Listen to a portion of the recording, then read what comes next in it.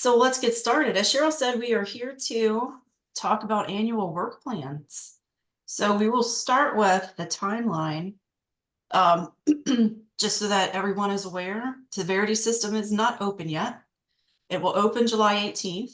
And at that time, what you will be working on is putting in your federal fiscal year 2025 annual work plan updates and your federal fiscal year 2026 annual work plan. So the entire work plan, your development, and then you'll submit that. All of those things are due by August 15th of 2024. So kind of a tight timeline, but hopefully you don't have a lot to update. And then 2026 hopefully goes smoothly for everyone. Just as, you know, we recognize that we've got a lot of different people on this call, people who have who are newer and maybe haven't done this before, and then some who are more seasoned and have maybe done this a lot. But we just want to review the big picture linkages so that we ground our review of the annual work plan elements in that. So just as a reminder, your 5-year state plan describes the current state of services and supports for people with developmental disabilities and their families. It identifies gaps in services, outlines your 5-year goals, your strategies to achieve those goals, and it serves as your blueprint to move the DD Council forward to new accomplishments. Your logic model is your visual representation of how your DD Council is using its resources or its inputs to accomplish your 5-year goals. And then your annual work plan is your concise, easy to read overview of the DD Council goals, objectives, activities, outputs and outcomes, evaluation, and targeted performance measures. It's your detailed roadmap for implementing your council's 5-year plan for a 1-year period.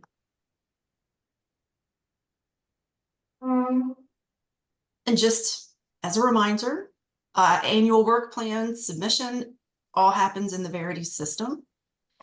The Verity system does have an annual work plan user guide, and this is a live link. So when we get these materials up on the website, you can just click on the link and it'll take you straight to it. But you can also access this, I believe, through the Verity system itself when you log in. And in their annual work plan user guide, it has a lot of great information about creating accounts and who can do what. But starting on page 8, it starts talking about your goals, including your goals and objectives and all of the other items that you need for your annual work plan submission. So it's a really good tool, and we recommend that you review the user guide before you start working in the Verity system. The Verity system is, you know, is great, but there are so many buttons, so many things that you have to make sure that you do. So their user guide really kind of helps walk you through those things. Just as a reminder, because we always, you know, say this when it comes to the federal reporting in the Verity system, make sure that you save often. You need to be saving quite often to help make sure you don't lose any information, because typically when you move from screen to screen, if you haven't saved, you tend to lose work. So make sure that you're saving pretty often, especially as you're navigating through.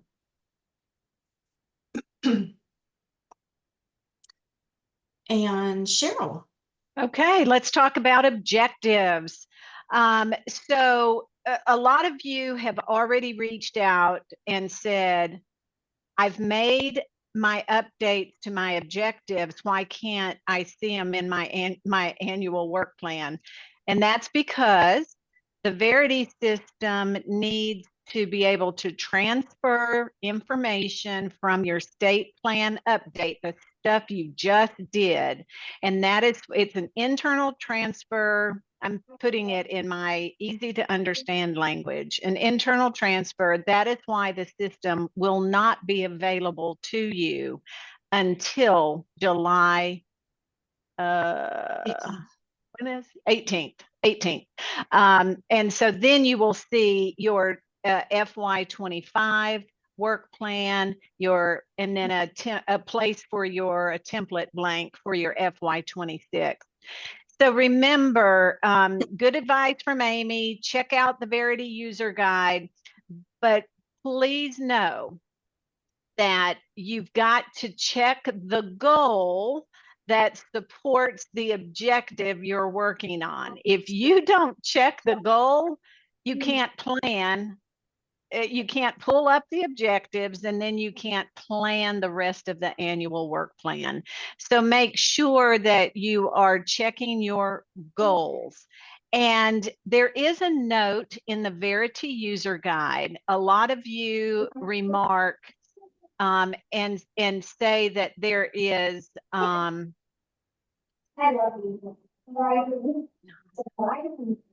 let me take care. Okay. A lot of you remark that there is, your numbering of goals is off. And so they do have a note inside the Verity system. And it's the first goal you check is going to be listed as goal 1.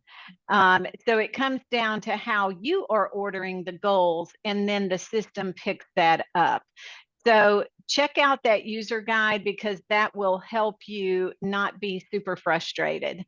And we had a meeting with the OIDD data team. And one of the things that has come up is around when you check the goal box to bring forward objectives, it's going to bring up those series of goal questions like, what area of emphasis is this goal addressing? What is the activity type? What is the goal type? Who are your collaborators? So a lot of you are checking the self-advocacy requirement box for anything related to self-advocacy, rather than checking that box for your required self-advocacy activity. So this is, it's pretty difficult to see what your reporting is out on the self-advocacy requirements when you all are checking every box self-advocacy requirement. Every objective becomes one.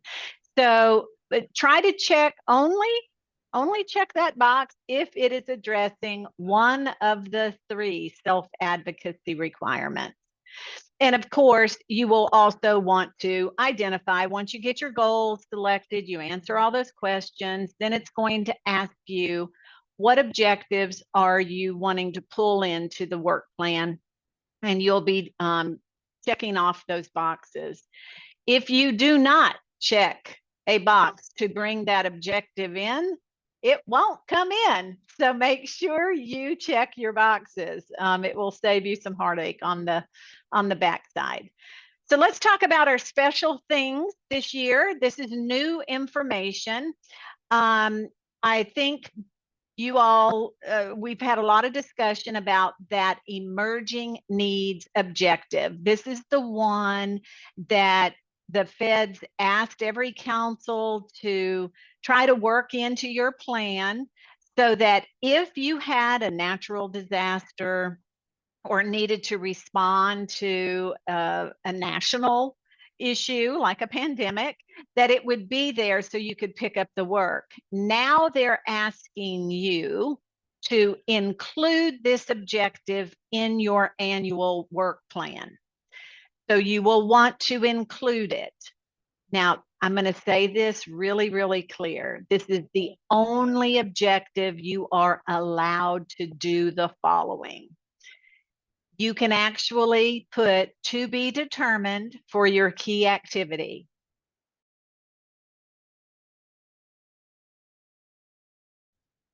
Expected outputs to be determined. You can write to be determined on every single element for this objective only, unless you really are responding to a natural disaster right now and you're planning to do that into 25. So the feds understand that you can't predict the future. You do not know what is coming. You will not include any performance targets. This is the only objective. If you put to be determined on any other objective, you will get a revision request back. So only for emerging needs. Is that clear? Are we good? Okay. Now, remember, when you put all of that to be determined stuff in on your work plan, when the PPR is populated in the system, that's what you're going to see. If you did not have any emerging need pop up, you just write down, and we've given you the wording, no emerging need activities during this reporting period. But if you did have an emerging need and you did take up activities, you would describe and report the data. There is a new instruction on this. So in the federal approval world, because you are not describing any activities and you don't know what they will be, you will, if you have to take up activities to address an emerging need, you are to contact your program officer, so either Jack Brandt or Sarah Newell Perez, and just lay out what you're going to do as activities and just get a quick approval to move forward. And then you have full approval to take up those activities. You don't have to do anything fancy. Just say, dear Sarah, dear Jack, we're responding to flooding, and we want to provide public awareness, information, all sorts of stuff so that people know how to access FEMA supports, or we want to do something. That's all you have to do. So you don't have to do a whole lot of projections. They just want to know in general what it is you're going to do. Okay, so that's the new stuff on emerging needs. The bigger question we're getting right now, oh, I'm sorry, there's a hand. Johnny. Just a quick question. So that's the emerging need as an objective. Would it go under the capacity building goal? Well, or different goal, or you just pick one? So where is it sitting right now? Because you would have, yeah. I think we decided capacity building. Yeah. Yeah, you can, yeah, it pretty much can fit advocacy, capacity building. That is your choice. Okay. So you get to decide how you wanted to put that in. It just needs to speak to your overall goal in some way. So, okay. But whatever makes sense for your particular plan. Okay, thank you. You're welcome. So the special note number 2 under objectives is around state plan development activities. So we were getting a lot of questions from you all saying, is state plan development activity a state plan activity? And so you would have gotten a response from us that says, not necessarily, because your state plan activities are to speak to the unmet and undermet needs that your council determined a few years ago. So we went to OIDD and said, hey, what can councils do as a state plan activity? So here's your answer. If you have an objective that has a key activity that can support collecting data from people with intellectual and developmental disabilities, families and others, about unmet or undermet needs to support your next CRA, it can be included. So they are saying the public input about to inform your CRA about services, supports, other assistance, what they're experiencing, where they see their needs, you can include that. So if you have a grantee, it could be taken up if that scope of work supports it. If that scope of work does not support it, it's on you as individual council staff to figure out how to expand that scope a little bit, or you might have to do something else administrative. If you have council staff that are implementing state plan activities, again, if their scope of work supports it, you could include that. So what this does not mean, though, so let's be real clear. When your staff goes through and does the comprehensive review and analysis, or if you have a consultant that does the portrait of the state, gathering all the data on all those different areas of emphasis, that is still an administrative task. The public input, gathering this data from people in the state living with intellectual and developmental disabilities or supporting people, that is what could be a state plan activity. So it's not the full-blown CRA, it's one sliver of it. Questions? If you do, pop them up, or if you circle back, you think of something, we'll come back. Amy? Okay, let's get into annual work plan details. So these are the required items in your annual work plan for each objective. You have to have your key activities, expected outputs, expected outcomes, data evaluation and measurement information, and your projected federal performance measures for each objective. So to talk specifically about key activities, the key activities are activities that your council will use to reach the objective and support progress towards your 5-year goal. And it's important that you keep in mind what Cheryl said earlier. State plan activities are derived from the unmet needs of the citizens of your state or territory. That is, you need to keep that in mind when you're looking at your activities and what you're going to include as a key activity.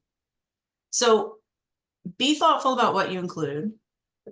Focus on your activity, such as training, advocacy, changing policies, introducing a best practice through skill building. Reflect what your funding is being used to do.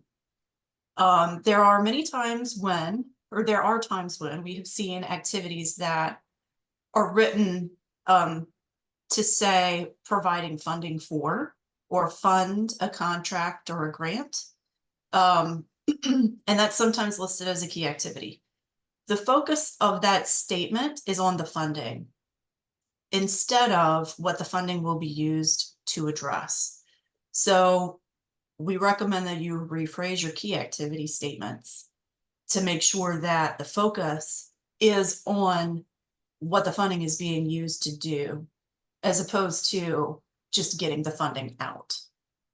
And then your corresponding outputs and outcomes, how you measure success, projected performance targets, those should all speak to what you are aiming to achieve through your funding.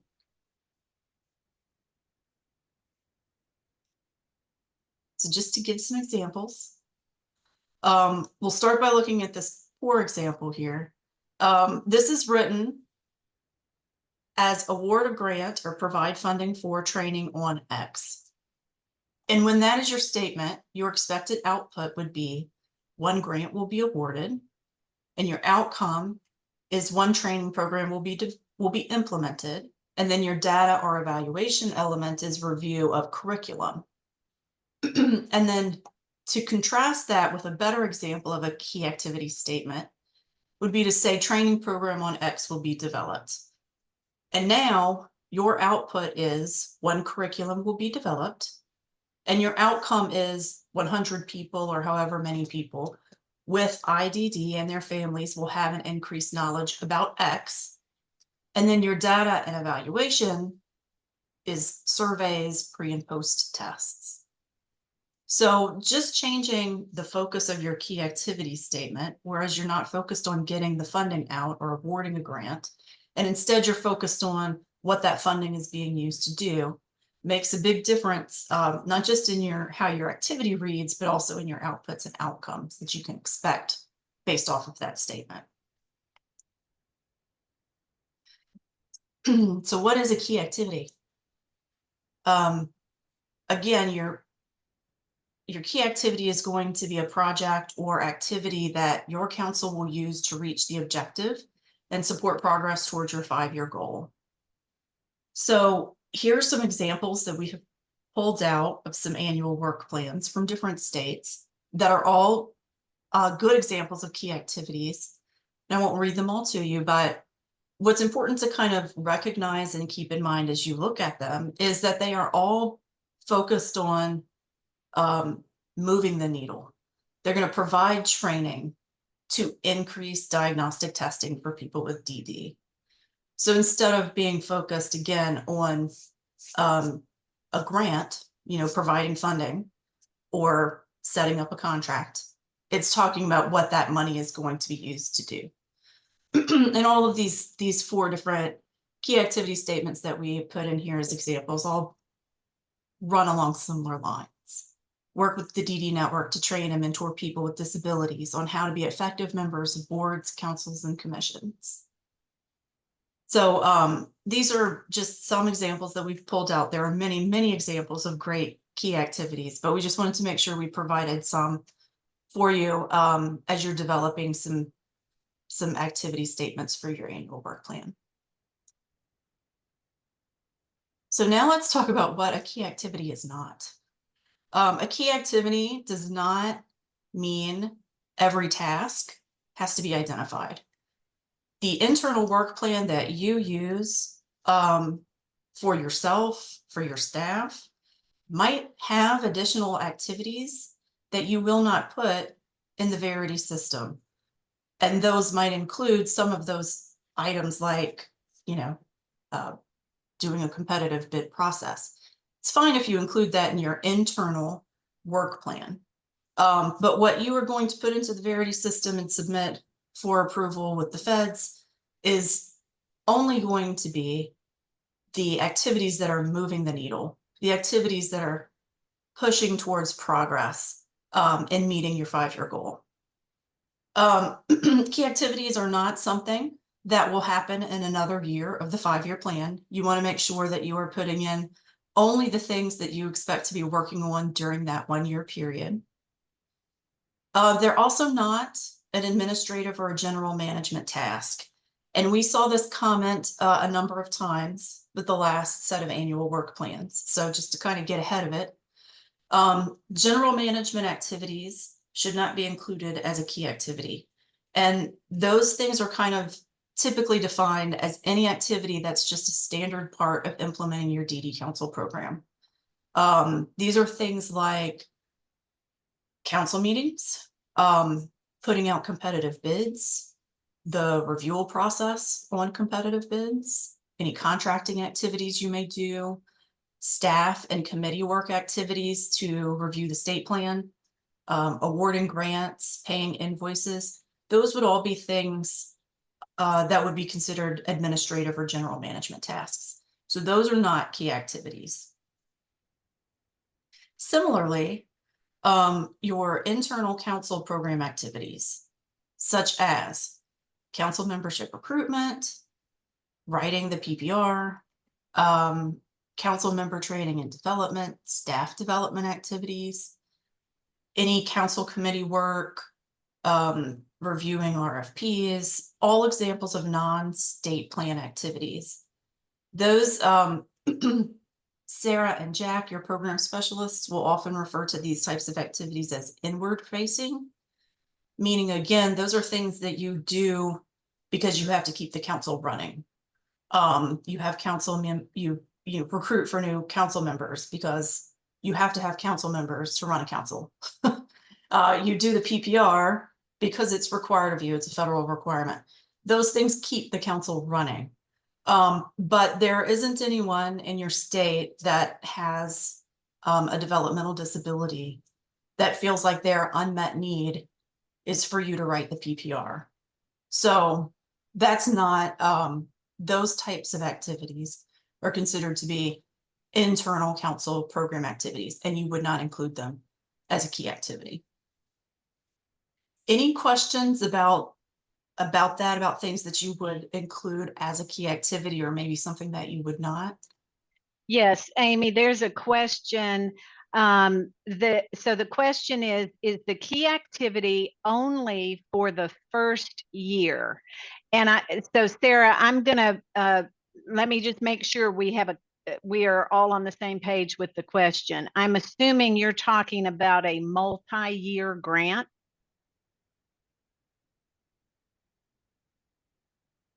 Okay, so if you have a multi-year grant and you are still working, even the second year, you need to put those key activities in if you are actively working on those activities during that 1 year period. So it is not just for the first year.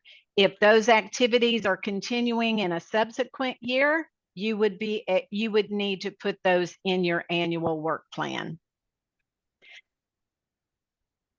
Julie, you're asking if key activities are listed under objectives on the work plan or the 5-year plan. They are in the annual work plan, which is part of the 5-year plan, but they are actually sitting in an annual work plan template for a particular federal fiscal year.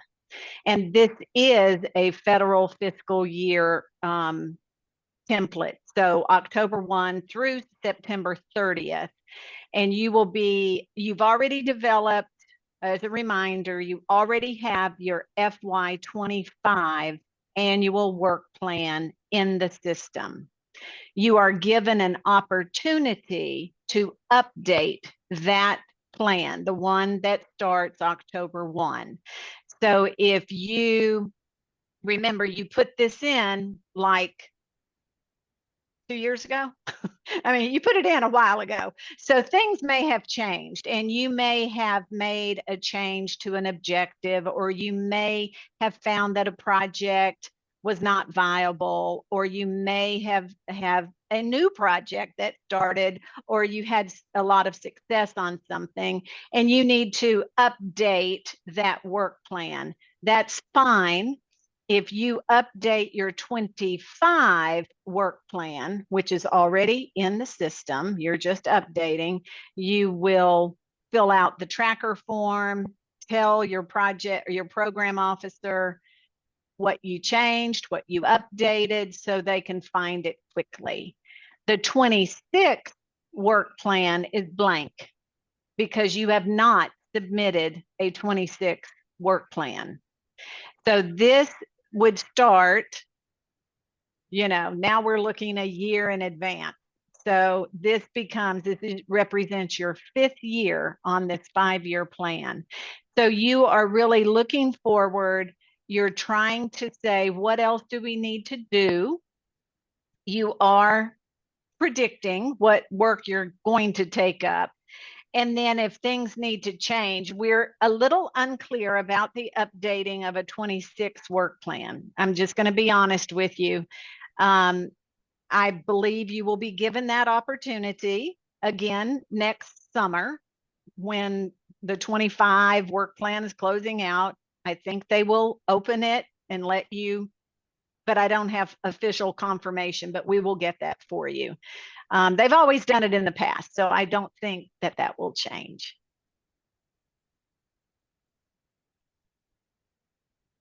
Earlier, I saw a hand up, and I'm not sure if the question maybe was answered. No, Julie, there is no other opportunity to update the 25 work plan. It is due August 15th. And that is the end date for updating, and you cannot update throughout the year. Once it's in, it is locked in.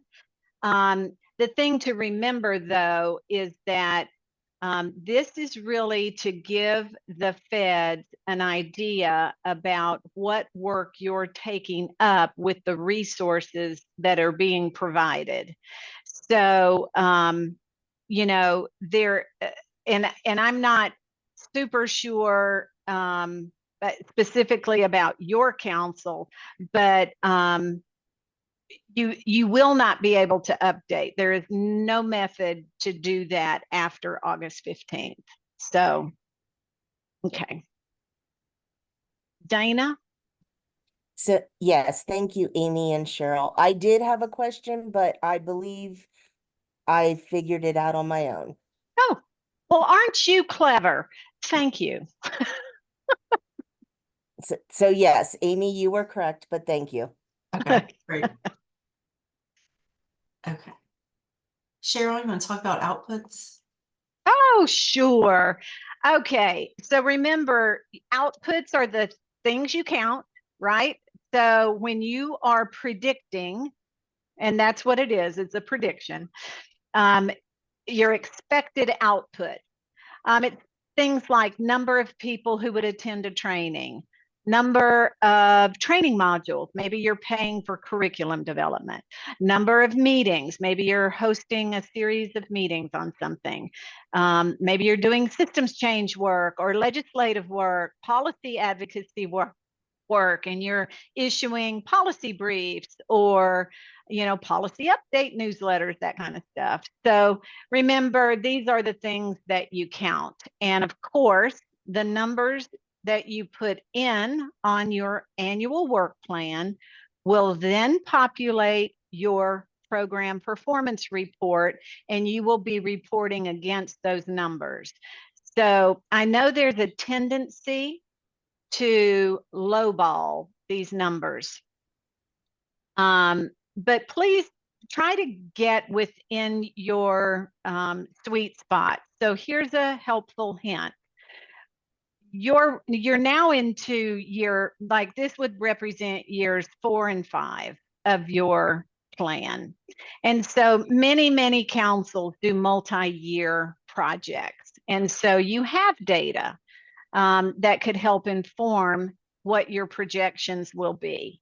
So go back and use that, because some of you have noticed you will get some pushback from your assigned program officer, and they will say, your numbers look a little low. And we want you to reflect on that, because at the previous year, you might have had a very similar activity. And you're not saying who your contractor is. So nobody knows. It's just you had a training on employment. And last year you reported that 120 people attended. And then you come in with your projection for 26 and you're saying 50 people.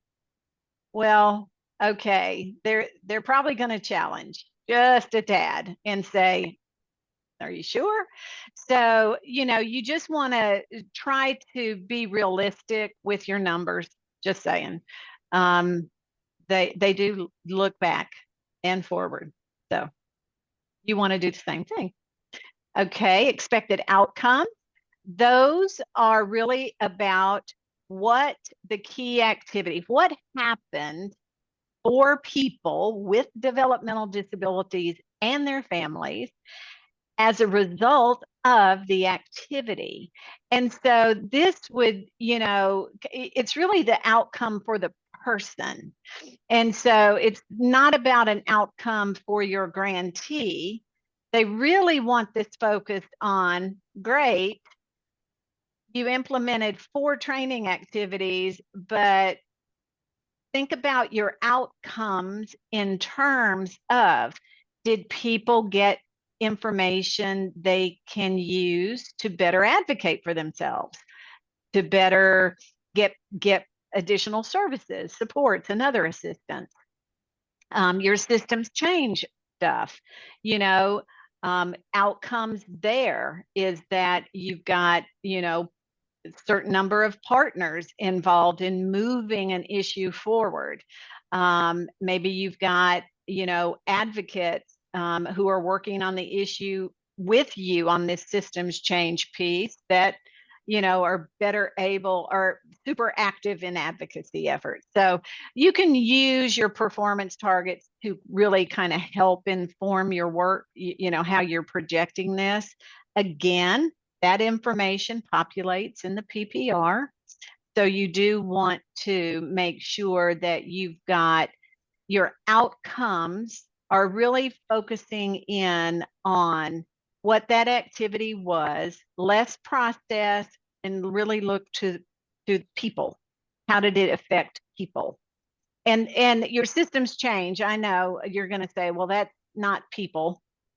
Well, it depends on where you are in that life cycle of systems change. So I totally get if your expected outcome, you're in kind of that planning phase or that education phase of a systems change. Well, you will have some outcomes there. You will be able to increase people's knowledge about your systems change effort, whatever that would be. Data evaluation and measurement. What they're asking for you here is to say, tell them what data are you going to collect so that you reached your planned outputs and outcomes. So they're wanting to know method. Is it a survey? Is it a focus group? Is it a sign-in sheet? Is it, how are you going to evaluate your progress? Sometimes we see councils just cut and paste outcomes and output into their data evaluation and measurement section. And this is not the same thing. This is really goes back to your 5-year evaluation plan.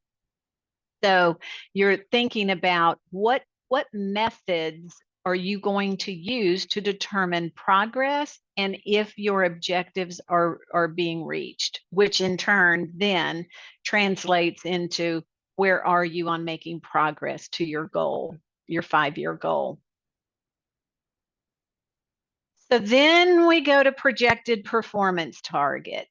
Now remember, these performance targets are by objective.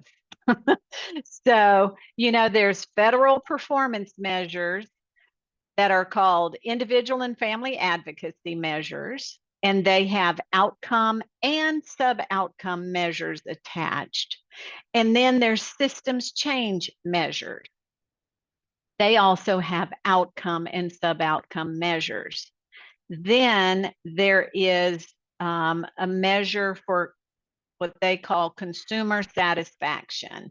So this is, are people with developmental disabilities and their families satisfied with the activity that they participated in? And so as you're looking at your key activities, and of course, some of you do lots and lots of activities. So sometimes it means that you're listing out all of your activities under a certain objective and putting your projections in and then adding all of those projections for those projects and activities together, and then putting that as the total number, your projected performance target. Again, go right back and use data from the year before, especially if you have a continuation project. It's more than 1 year. It may be at a different place in the life of that project, but you probably have an idea about, you know, or your grantee has an idea about what they think they can accomplish that in the upcoming federal fiscal year. Nia, Virginia. Hi, yes. Just a question about this and following up on something you shared last year as well related to the performance measures. I know last year you advised us to tie the performance measures into the type of objective. So for example, if it's a systems change objective, we really should be focusing on the systems change performance measures when we're in the work plan and the PPR. I'm just curious if we do have an activity that is addressing the main goal, like in our self-advocacy objective, we have an activity with targets for the IFA measures in that case, but we're also ancillarily hitting another audience that isn't self-advocates. Can we still count them and have a target for them in the work plan, or should we create a whole separate activity in another objective for that? And does that make sense too? Yeah. That wasn't too confusing. Yeah, so as a federal performance measure or as an output or outcome? In this case, well, either of them I'm curious about, but it does relate to both because we usually will have an output for the number of people that we reached and then also a performance measure, and we can separate it out by type. So, you know, self-advocacy would be separate. I'm just wondering if we can put them under the same activity, even if the main objective and goal that it's under is focused on. Yes, yes, Okay. you could. You absolutely could, because even when you're doing, like, if it's just, and I don't mean to say just a systems change, but if it is a systems change effort, very rarely does that happen without the involvement of people with DD, their families, and others. And so you would be capturing some of that data under a systems change, but you have to report people with ID, DD, and their families under IFA anyway. So you do, thank you for bringing that up. You do want to make sure you're capturing people, you know, your measures.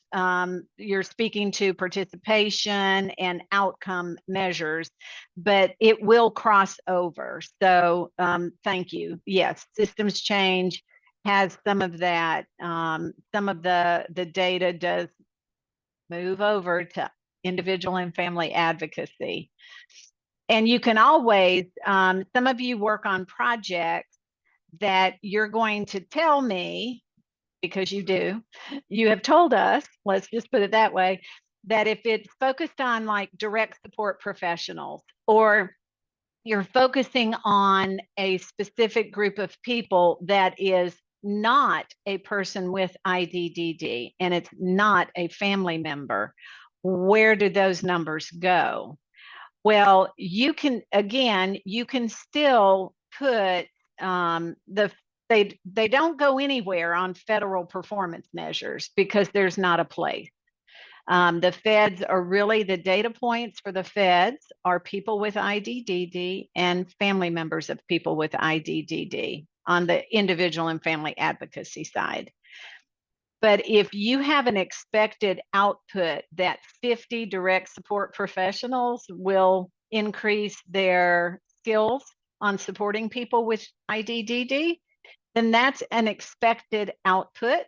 And then your expected outcome is something related to that, like X number of people report getting better services from people who went through your training, something like that. So you can still capture the stuff, and it really comes down to the projected performance targets being reflective of the people they're wanting you to project for, and that is people with IDDD and family members.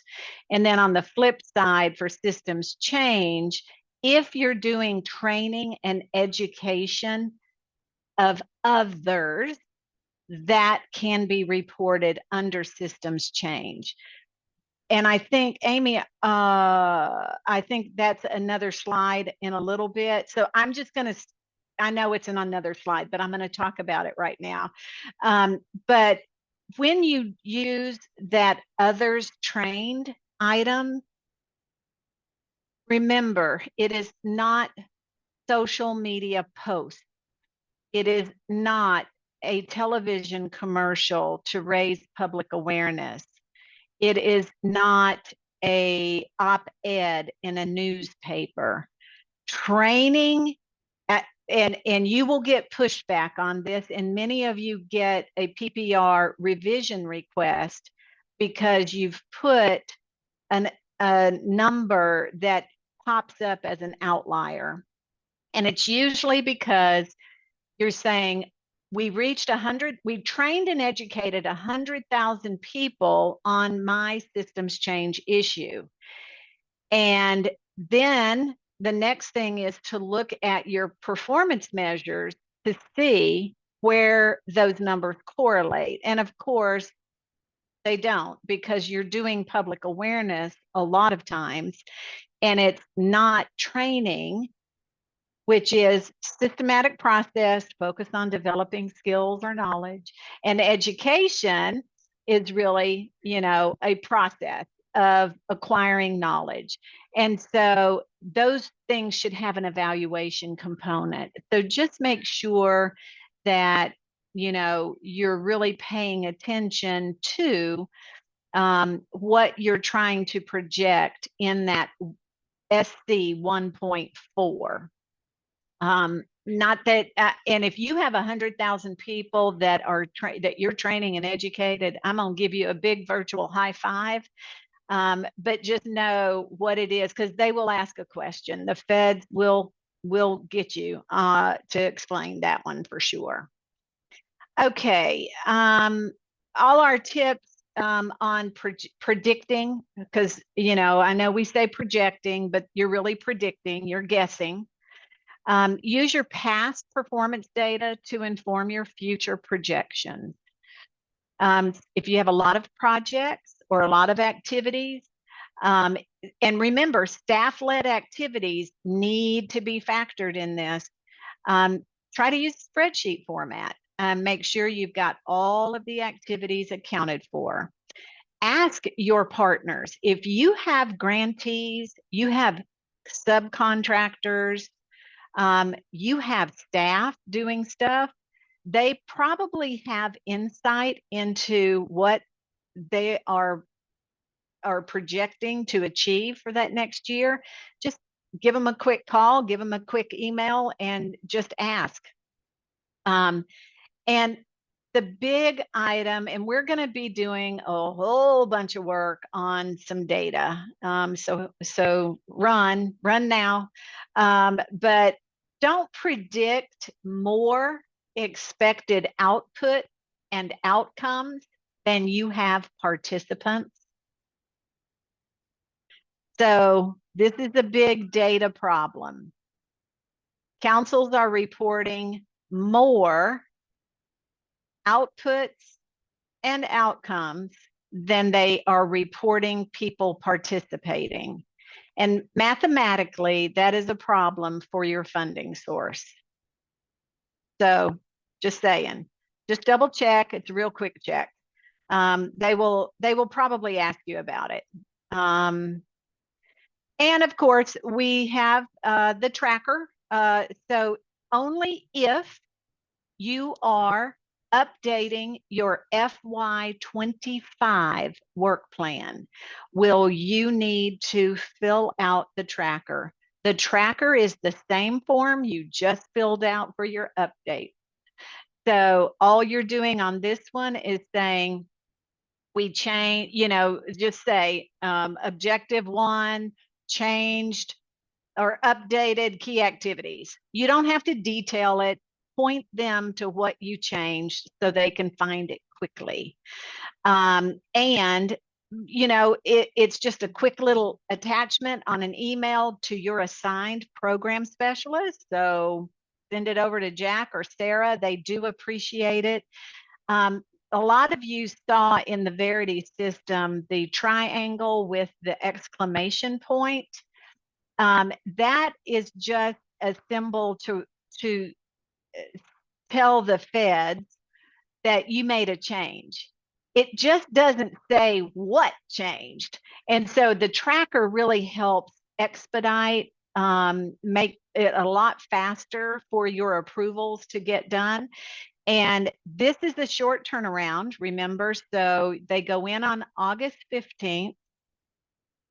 They need to approve these before the end of September, because their approvals have to be done in September so that you can start work on October 1st.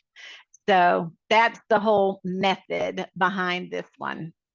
What else, Amy? Is that it for us besides questions? Oh, remember, TA staff, we're here to help you out. We have already scheduled our TA office hours, and they start tomorrow.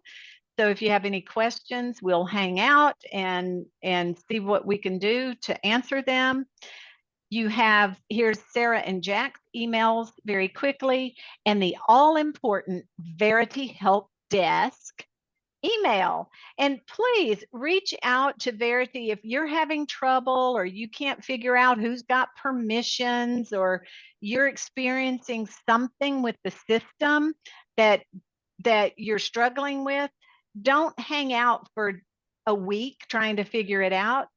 Simply touch base with the help desk. They're super responsive, and can help you navigate. If any of you have ever interfaced with the Verity help desk team, they're really good. They'll get right on it, and resolve whatever the issue is. So always helpful. If you have a screenshot of something that you're experiencing, pop that in there as well. And it does help them kind of see what you're going through.